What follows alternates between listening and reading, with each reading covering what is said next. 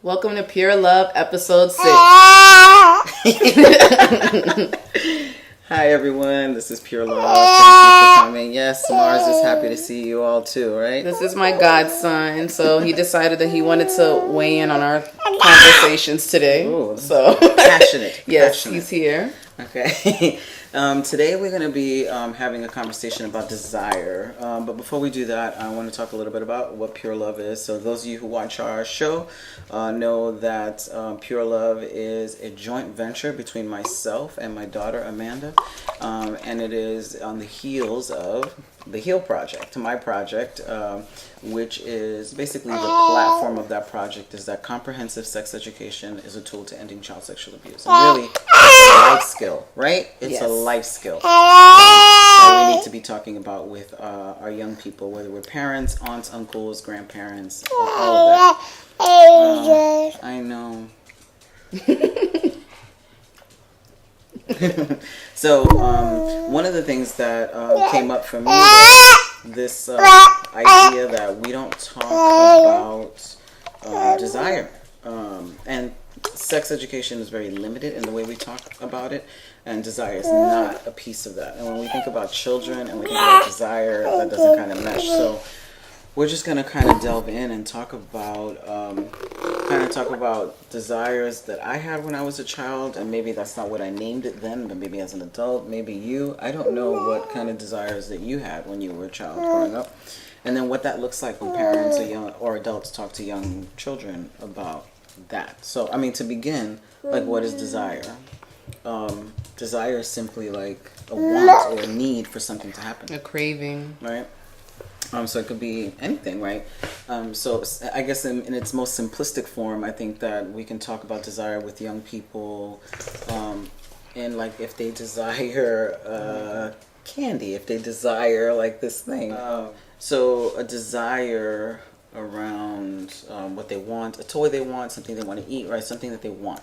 Right, and then how do they handle those desires, right? Because when kids are young, they might hit or grab, and their communication about that desire needs to be developed, right? So I think we could look at it in that way.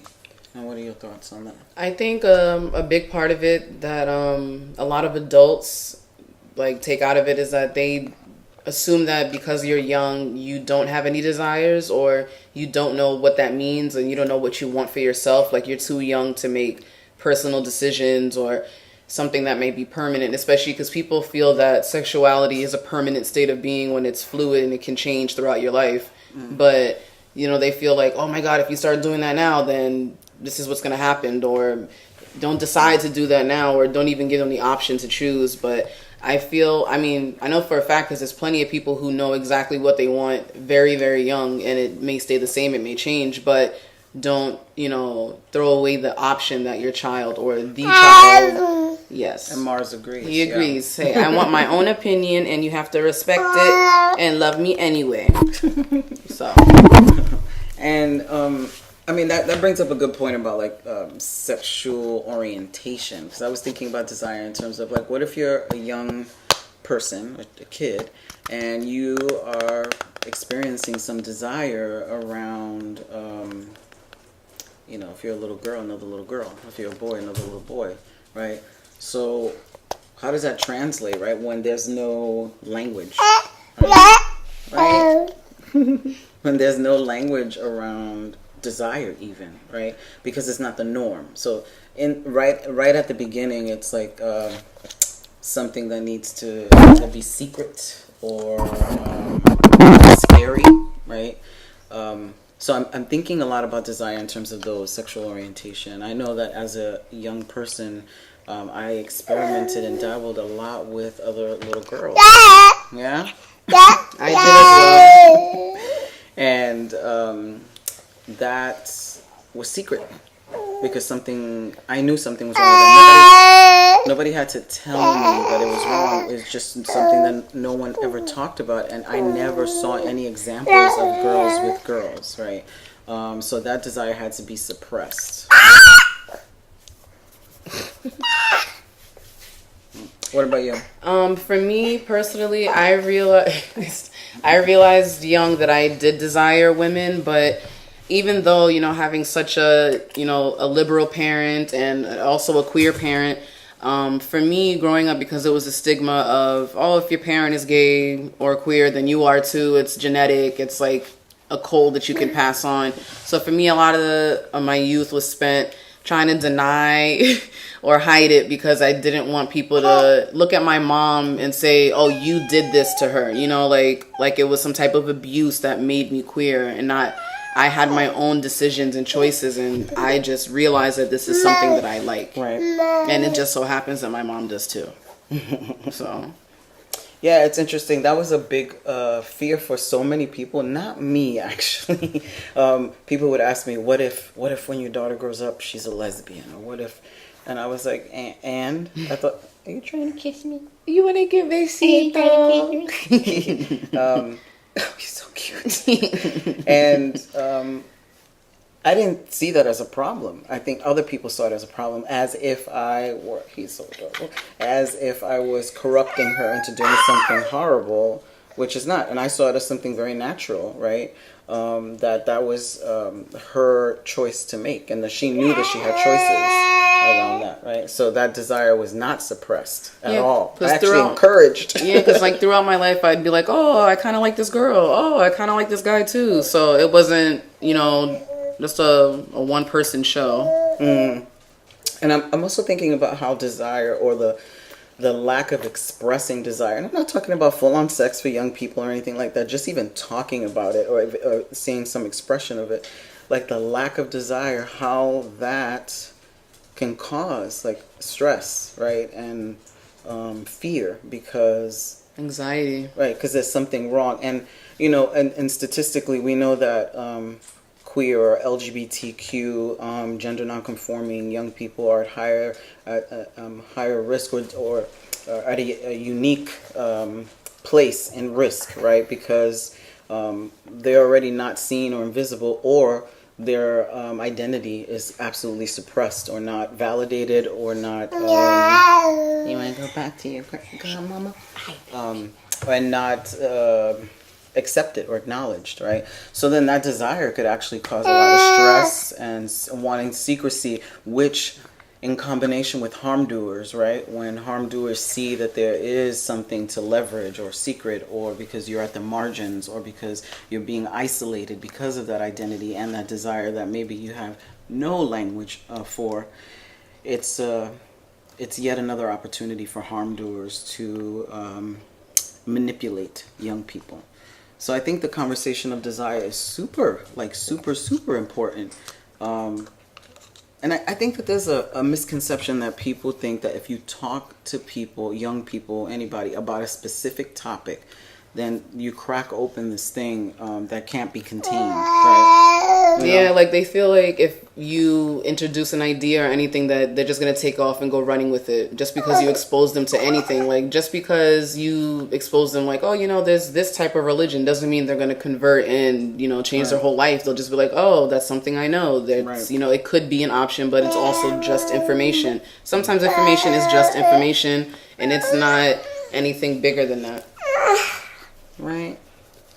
Yeah, I think it's about resources and letting go of the fear that if we give information and have resources for young people, that they're going to just run amok, right? We don't like not having faith in young people, and not having faith in the fact that they can take in certain information and analyze it. And if they had an adult person with them helping to really have conversations, right? Have conversations about what do you think that means, and what does that feeling bring up for you, and what do you want to do with that feeling, right? Because then that's another conversation about then communication, right? Consent. So I desire that toy, So if you desire that toy, so what do you want to do to get that toy? Is another child playing with that toy? Can you wait for that toy? Can you talk to that child so you can hold that toy for a little while? So I think everything is a deep lesson, everything. We don't give young people enough credit in making their own decisions or analyzing, forming their own opinions. You know, it's always, we try to just give them information and shut it down after that, so it doesn't, you know, you don't want it to sway in a way you don't want it to sway, but you can't really control that. You just have to give them the information, the proper information, and hope that they use it the right way. Right, exactly. And, you know, I think we often say that proper information, good information, and this is not to say that adults, parents, have to have all the information, right? Because you can hit a wall where it's like, I don't know this. You can learn together. Exactly. It's an opportunity, a learning opportunity for both to say, I have no idea about this stuff, and now I'm going to learn with you. And that, I think that just shows some vulnerability there, and like that you're human, right? That you're not just this adult with power, that there is vulnerability, and that you're willing to take those steps to learn and talk about all these things, those scary things. And I think that builds respect, and it can build your bond to see that you're going through something together. You're learning something together. It's just like when you're in school and you build that bond with anyone there, like you guys are learning together and growing together, and you form a bond. Right. You trust them. They become an important part of your life. So, you know, it's to be the same with your child. Mm-hmm. Yeah. Yeah, and I think the word desire, too, just the word desire is scary, right? Just like sex. Sex is scary, just the word itself. And so, right? Yeah, it's okay. You want to come with me? Yeah, just for a second. All right, so like those are just scary, scary words. Sex, desire, masturbation, like all of these things are scary words, but we make them scary. We make them scary because they should be natural things that happen within our minds and our bodies as we're growing up, and that we have wonderful adults that are willing to like help us along that journey to find ourselves, right? Whether it is our queer journey, our trans journey, our asexual journey, whatever journey that is, right? And just have someone to be there to help answer some questions and support. Yeah, definitely support is the biggest part when you're on your journey of figuring out what your desires are, what you're trying to do with yourself, with others. You know, that's always a big thing, to have someone there that you know has your back no matter what. So I hope that started some good dialogue, or, you know, sparked something in your brain about what desire is, and understanding that young people have it.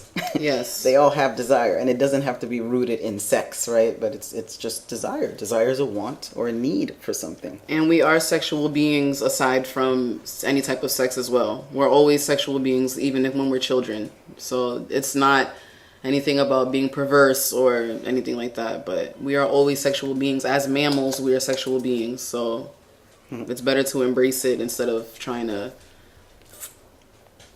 yeah. So think about the young people you interact with, and think about, have you had a conversation about desire and what they do with that desire, and how they could journey through that desire, whatever it is, from, you know, it's a spectrum of things. So understanding and like getting ready for that conversation, and not leading by fear around it, but leading by curiosity and supports and celebration, right? I think that it creates a good foundation, a really good foundation for just sifting through our feelings and understanding what these things mean. So I hope, here you go, Mars.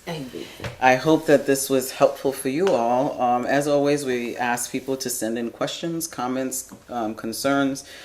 Please support us, like us on YouTube, and get on our mailing list. And think about that. Think about the conversations that you have had in the past, and how you could have them in the future, and how they can shift for the better. So, thanks everyone. Thank you. Say thank you. Say bye, Mars. See you next time. Say ciao. Ciao.